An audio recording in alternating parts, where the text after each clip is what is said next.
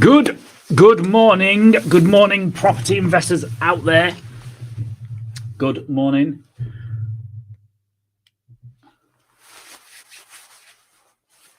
I want to share with you this morning a question that came in a couple of days ago from a chap attending our project management training that's running at the end of, in fact, tomorrow, and it was around pricing up refurbishment projects, pricing up refurbishment work. And the challenge being from this particular investor was knowing how much the bill is going to be and how their labour and materials approach has not really worked for them in the past. And I understand that.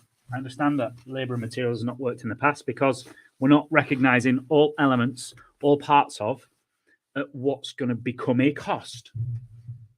So we've got to look at labour and materials first and foremost, obviously, because we've got to pay people to do the work. We've got to pay for the gear that gets installed in the refurbishment project.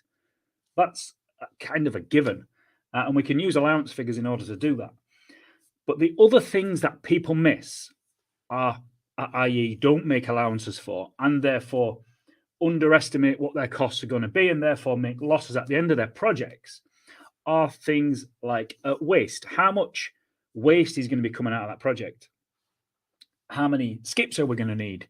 How many grab wagons are we going to need? How much rubble is going to come out? Whatever it is, that waste allowance needs a figure. And if we don't give it a figure, something else has to pay for it. It's either going to come out your arse pocket, or we're going to start chipping on labour rates that we've allowed for, or we'll start installing cheaper materials in order to use that allowance. So that's one thing, is your waste, your skip costs.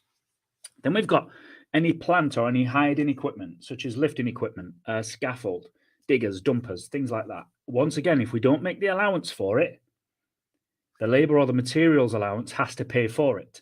And therefore, we'll either be chipping at the labour allowance, or we'll be installing cheaper or inferior products to pay for it. And then we got overhead, which is the biggest one, the running costs, the cost of time, insurances, loss of rent, council tax, electricity, gas, water, meters,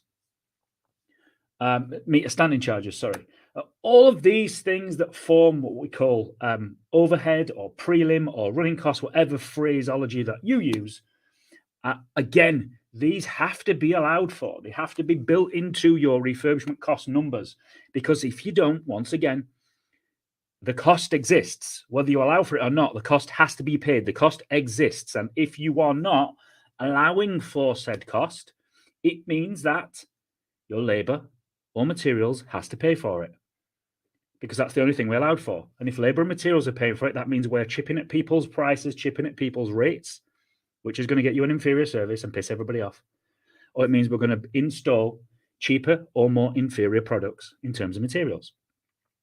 And if we install cheaper or inferior products in terms of materials, it's likely that that will impact your end value of your property as well.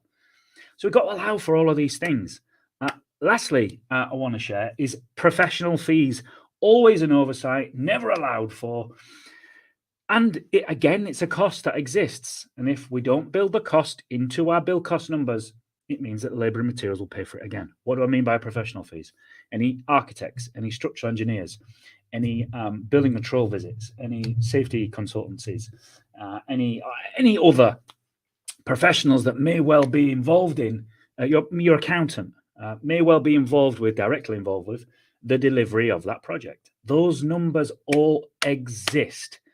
And if we don't build a number into the cost, into the budget, then it will go paid for either out your arse pocket, or you'll start ripping at the labour, or you'll start ripping at the materials. And when you do that, you are absolutely going to impact your project, the deliverables on your project, including the end value, if that's where that money is going to come from. Morning, everybody. I've only just seen the comments turn on. Good morning, good morning, good morning. Marcus, I'm not even going to answer you, but thanks for the comment. Appreciate it. So those things, please do make sure that you're allowing for all of those things. And once you've allowed for all of those things, we got to then look at some other more complex issues that are going to determine and adjust all of those numbers as well. We talk about geography. We'll talk about the size of the business that you engage. We talk about delivery methodology, i.e., are we going? I'm not going to go into that. It's too long. If you want to get more involved with what we do here at the Construction Training Academy, drop me a message, drop me a thumbs up emoji, whatever it is underneath. We'll get in touch and we'll show you how you can work with us even further on our free 2-day project management experience that runs at the end of every month. We're booked up now until the end of May, and then we got June, July with spaces also. Speak to you soon. Have an amazing weekend.